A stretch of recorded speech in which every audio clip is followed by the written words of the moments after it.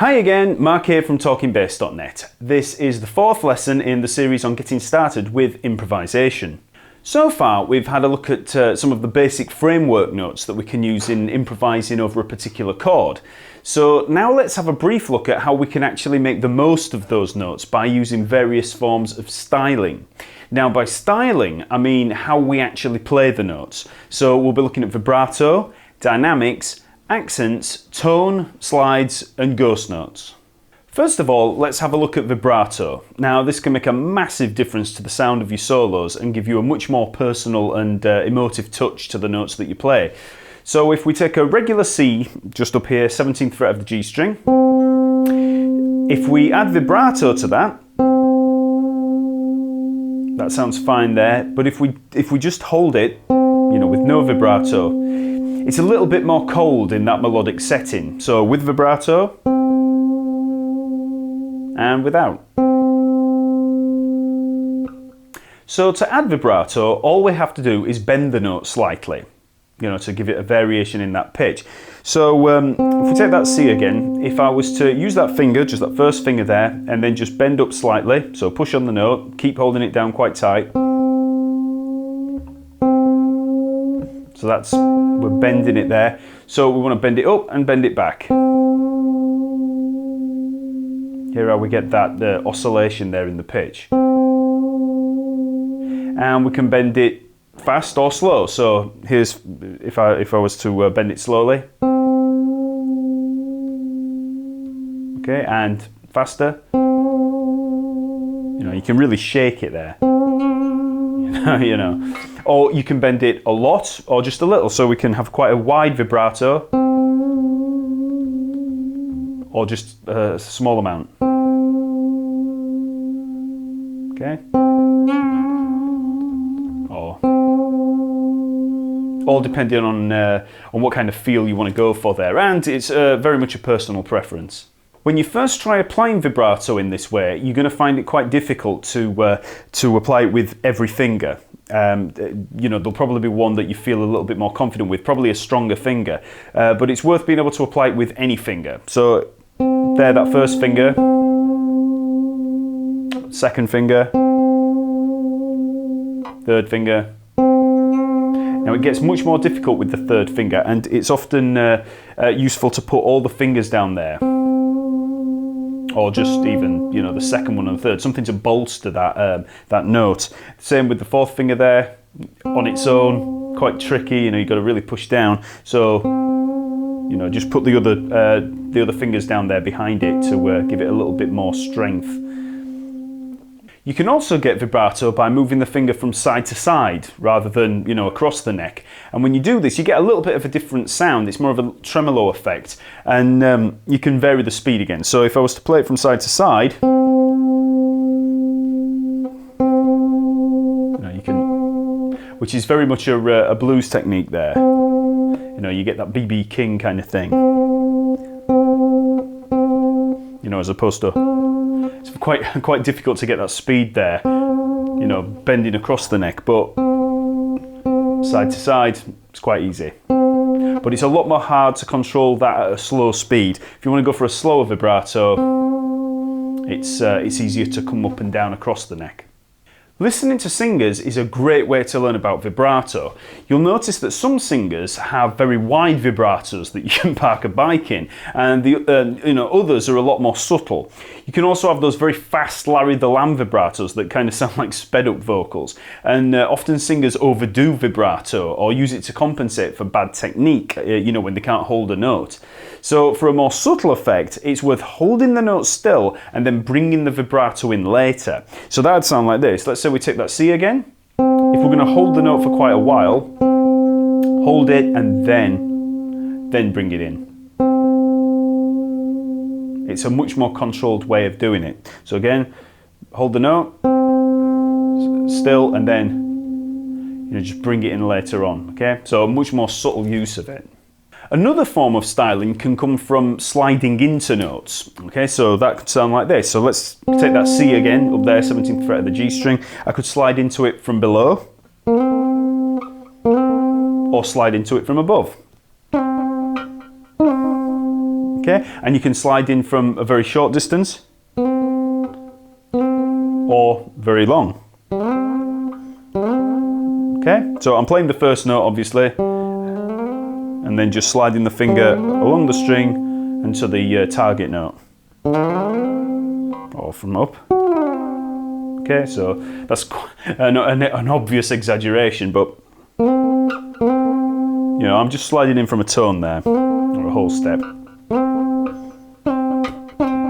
And you slide in slowly or very quickly. So it's more of a grace note there, but okay. So that's just a little effect that you can get from those slides. As with the vibrato, try not to overdo it. You know, try to be tasteful with how you use these stylings and experiment with them until they just become a part of your own musical personality and something that you don't have to consciously try to apply. Now, bass is also a really good instrument for adding ghost notes into our phrases. Now, ghost notes are created by simply resting the hand on the string and getting this dull thud sound. Okay. Now I've got plenty of lessons going, you know, really deeply into how to play these ghost notes and put them into grooves, etc. Over at YouTube and over at TalkingBass.net. So I'm not going to waste any time on, you know, going over the basics of the technique, because if you're going to incorporate them into your solos, you really need to have them down. You don't want to be just trying to put them in if you can't do them already. So go check those out if you need to learn about them. Now, if you're already okay with playing ghost notes, they're quite easy to put into your phrases. You can use them in the same way that you do with grooves. Now, if you were to play a particular groove, you know, you have something along these lines. Okay, so you generally use ghost notes to lead into a note. So if I was playing up here on that C again, and I want to move down to, let's say, the B, so I use the ghost note to actually move into a note. It's quite easy to listen to ghost notes and actually think that they're just being put in between notes, but they're actually leading into a note. They kind of preempt them. So there I'm going from G to E. You know, it's not really got anything to do with the G, it's more to do with the E. Okay? So let's try a very easy basic practice exercise for incorporating these ghost notes, and we're going to take that C major 7 arpeggio that we've been using so much, C, E, G, B, and the octave there, and we'll just put a ghost note between each one. So the ghost note is going to lead into each consecutive chord tone, and that's going to be using a little dotted 8th note, 16th note rhythm, so that will sound like this.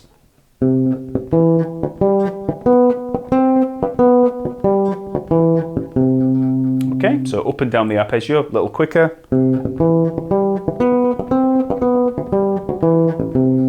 So as you can hear, it's that the ghost notes are leading into every consecutive chord tone. So now we'll try 2 ghost notes, okay, so between each one.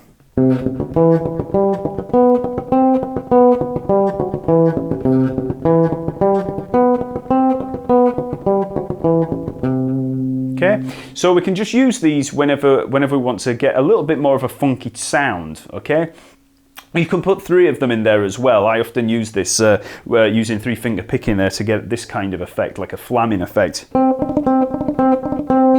So you can, you know, use 3 fingers there. I play 3rd finger, 2nd finger, 1st finger, and then back to the 2nd finger.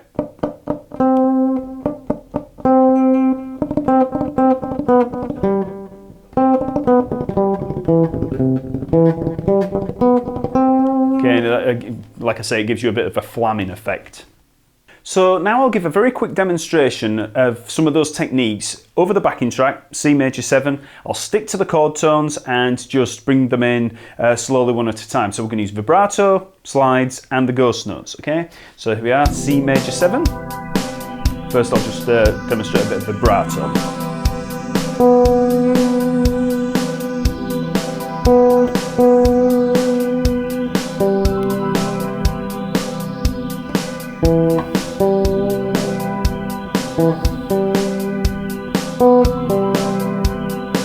Slides.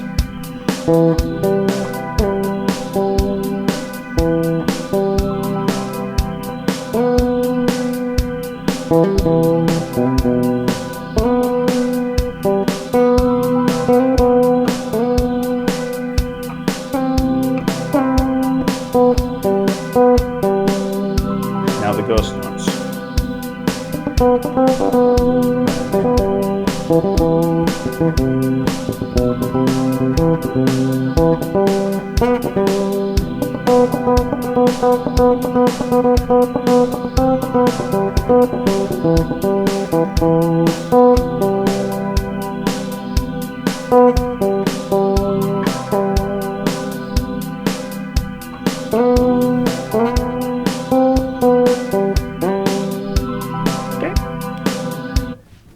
Along with the slides and vibrato, another important part of developing a more lyrical side to your playing comes from the use of dynamics.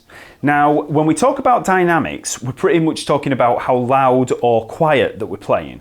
And this can make a massive difference to how we sound in pretty much every part of our playing. So for instance, you might sound fine playing flat out in a metal band, you know, just slamming away.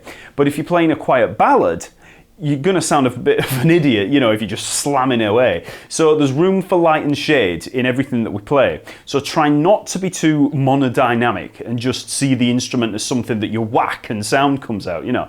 Experiment with different levels of volume in your playing. This is a really important part in learning to control the instrument. So as an exercise, I want you to just try playing up and down a C major 7 arpeggio like we've been using in the previous lessons. And I want you first of all to just play it at a medium type volume or attack, okay? So, okay. Now I want you to play it very soft. You know, try and get it as soft as you can.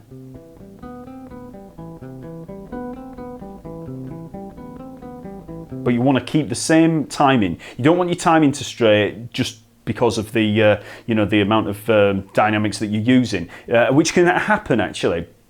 The lighter that you play, often the conviction goes out of your playing, and because of it, the conviction in your timing goes down as well. So yeah, just try and concentrate on your timing when you're doing this. So very lightly, bit harder. Back to medium. Now, a lot harder.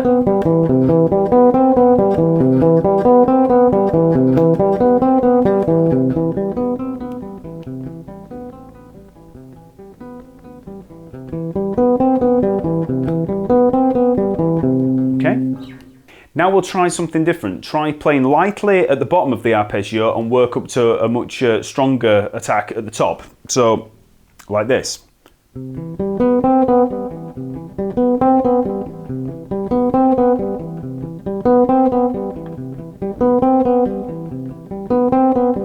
So we have this kind of undulating wave. So once you've mastered that, now try starting hard at the bottom and then get lighter as we get to the top, okay?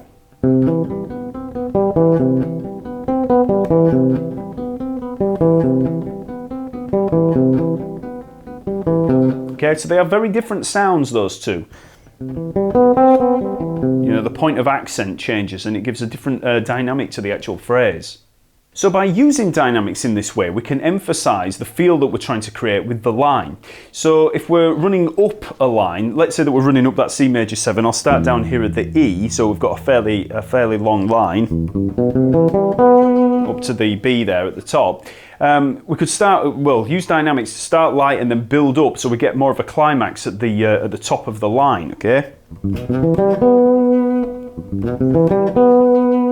As opposed to, you know, just monodynamic. We're actually emphasizing that ascent.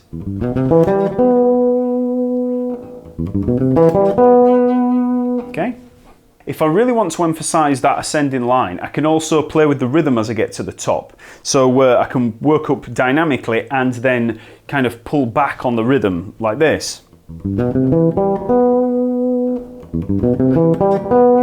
that all acts to emphasize that the peak of the line, let's say. So we're looking at the arc of a phrase.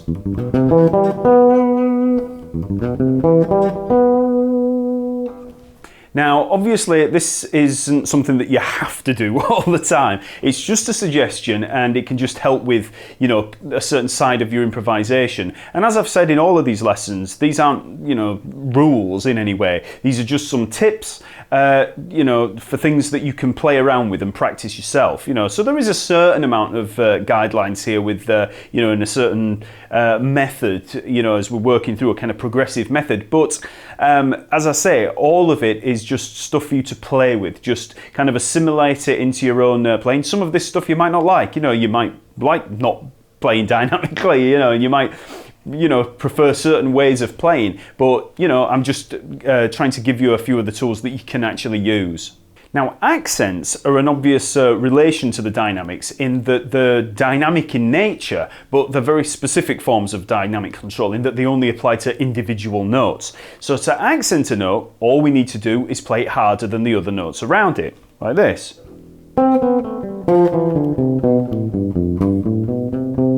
Okay, so that was a bit of an extreme example. Okay, but, you know, you get the idea. So here's a little exercise to help with these accents, you know, getting used to them. So we're going to use a C major scale, just play up and down it. When we get back to the bottom, we're going to use the B, the 7th, to bring it round. So we have a continuous cycle, you know, it works out with the number of notes better.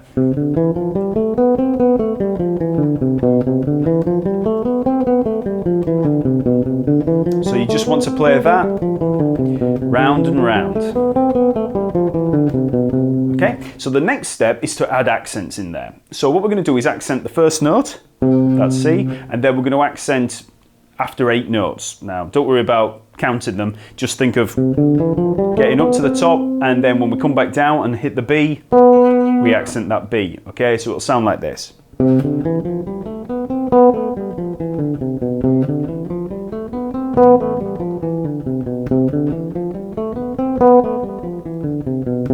Okay, so don't worry about playing it too fast. Try it, you know, just at your own pace, but working up and down and just playing that once every 8 notes, okay? So you might want to over-exaggerate it at first, you know, really hit it, you know, to get that accent. But eventually, once you get a bit more control over it, you can just, you know, lay off a little bit. So when you first start,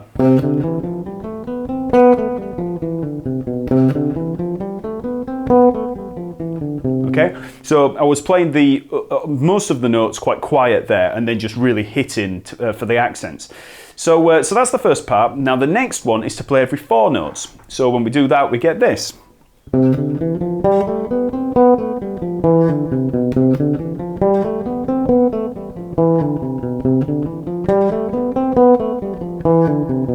Okay, so I started on the C, that accent, worked up, accented the G, accented the B on the way down, then the E on the way down, and then we're back. So C, then the G, then the B, then the E, and then back.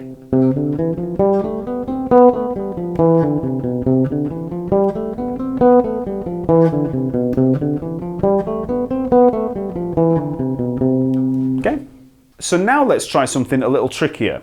What we're going to do is still stick with the 4/4 feel, but we're going to subdivide it differently. So we're going to have 3, 3, 2. And you might have heard this feel before because we get this kind of feel. 1, 2, 3, 1, 2, 3, 1, 2, 1, 2, 3, 1, 2, 3, 1, 2, 1, 2, 3, 1, 2, 3, 1, 2.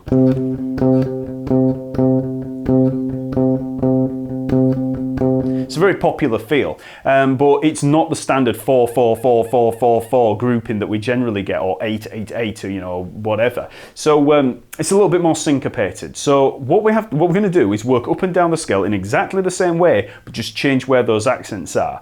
And it takes a little bit more concentration, as you'll see. You just kind of have to let the scale just play itself. You know, you have to play that and then just stick the accents in as they come at you. So I'll just play through it and you'll get an idea for how it's going to sound, okay? So. 1, 2, 3, 1, 2, 3, 1, 2, 1, 2, 3, 1, 2, 3, 1, 2.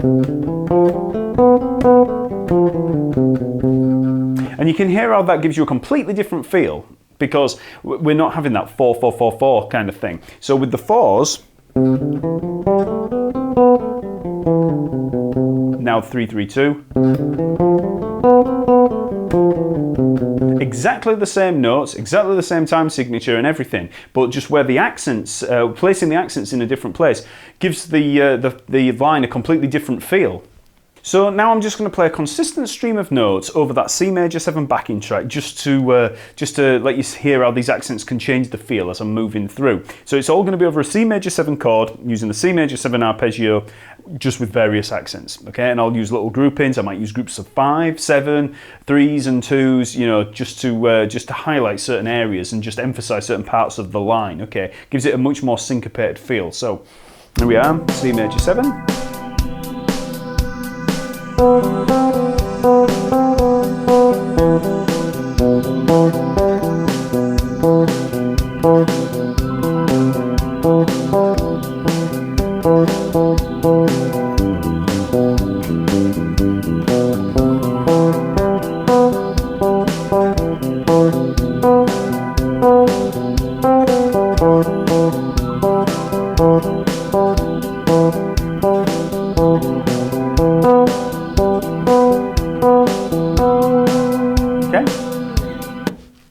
Next, we can have a look at tone. Now, there's a whole bunch of things that we can do with the tone knob, the pickup selection, the amp settings, the effects, but I'm just going to stick to what we can do with the fingers. So for a start, we can pick hard or soft, as demonstrated with the dynamics, and that can have quite an impact on the overall tone. But we can also adjust the tone by simply moving the hand to different areas. So if I pick over the bridge pickup here, I get a much more middle heavy, punchy, defined tone. If I play over here, I get a much rounder, deeper tone there. So anywhere in between, we just get variations on that. So a little bit further down, a little bit further back, and right back, and then down at the bottom. Okay, so there's no right or wrong with this, it's just whatever tone that you're going for at that particular moment. As well as the position on the bass, there's also the method of plucking. So we can pluck with the skin of the finger, and we can also pluck with the fingernail to get a much more defined attack, a bit more like a plectrum. Now, I have my nails really, really short, so I don't really use that technique much, but it's there if you like it. We can also play with the fingers flat or more curved, and this gives us a different sound as well. So if I was to play with the hand a little bit more over, which is how I play a little bit more of the time, but with the fingers pointing at the bass, okay, so the hand's over a lot more. Okay, so that gives us one type of tone. But if I was to play with my fingers flat there, we get a much more clanky tone.